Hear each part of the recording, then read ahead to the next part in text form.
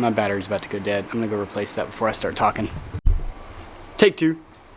All right, so here we are, back with Christopher, one of his crazy projects. One of the things I want to do is make that garden tractor into an electric garden tractor instead of it being gasoline powered. For now, it's got a gas engine. I'm gonna make it work. It'll be fine. But I'm playing around with what would it take to make that electric. I bought an electric lawnmower with a bad battery.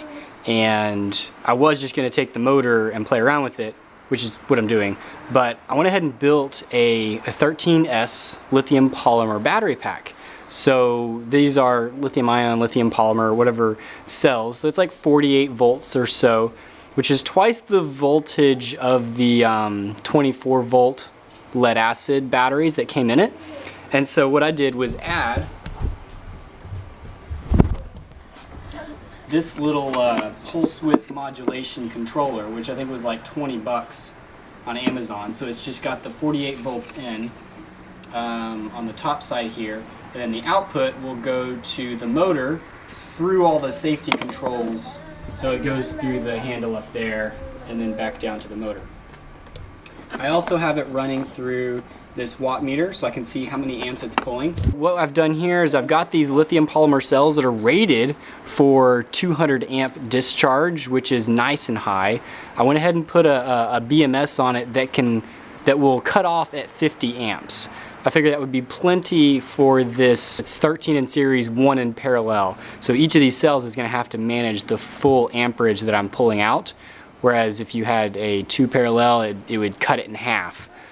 Which obviously, like this is the pack size I've got, you know, for this little lawnmower. So this is 48 volts and about 8 amp hours. There, I forget what that is in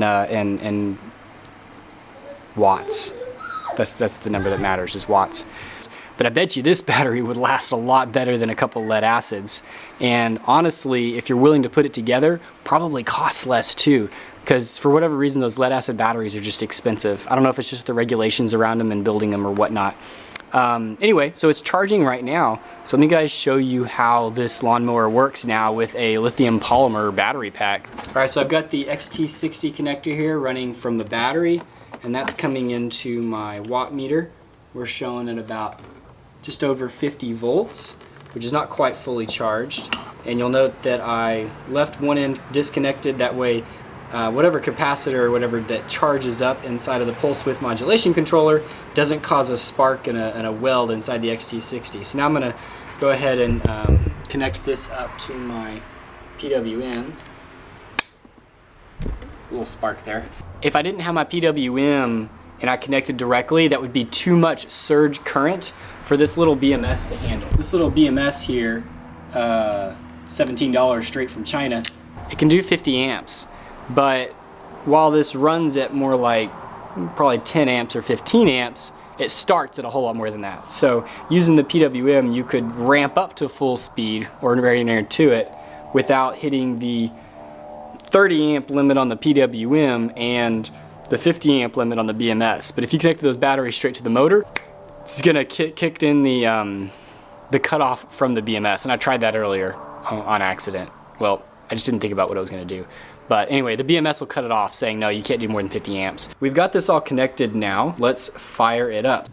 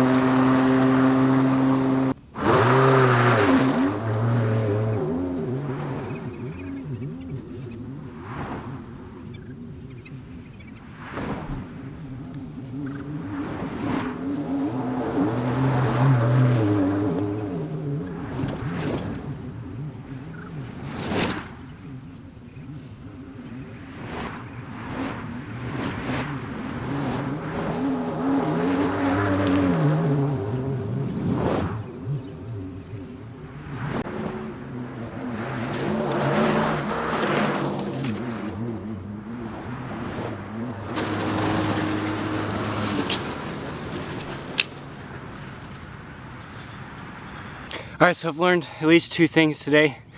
One, I don't want to mow my lawn with a push mower again. I don't think I'm totally out of shape. Maybe I am. I'm sitting here huffing puffing after pushing a mower, but I'm gonna get my riding mower back. 2, this battery lasts pretty good, so I'm gonna go calculate how many square foot I mowed. I realized that if I calculate out that that was a third of an acre, that's not necessarily a 1/3 acre lot for someone's normal property, because you got to go around a lot of trees and edging, and you end up remowing a lot of stuff. But I figured this would be a good base indicator of how much a 336 watt-hour pack can do.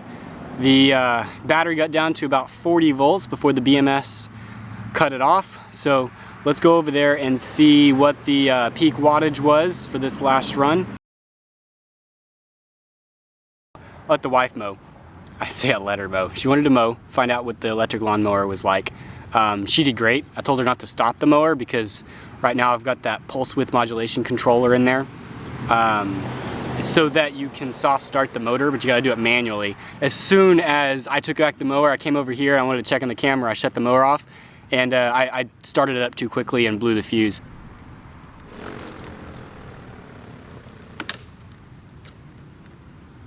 Just going around and checking temperatures. I did this a little bit while I was running.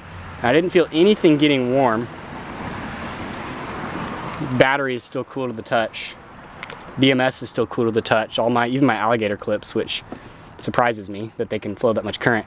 The one thing that's not cool to the touch is that pulse width modulation controller. What I needed to do is get like a DC to DC converter that can run like a little 12-volt fan or something to cool that off. And I'm gonna sign out, and I'm going to not feel too bad about the fact that I mowed 2/3 of my lawn and then I'm leaving it. Hopefully my neighbors don't complain. You guys stay safe out there.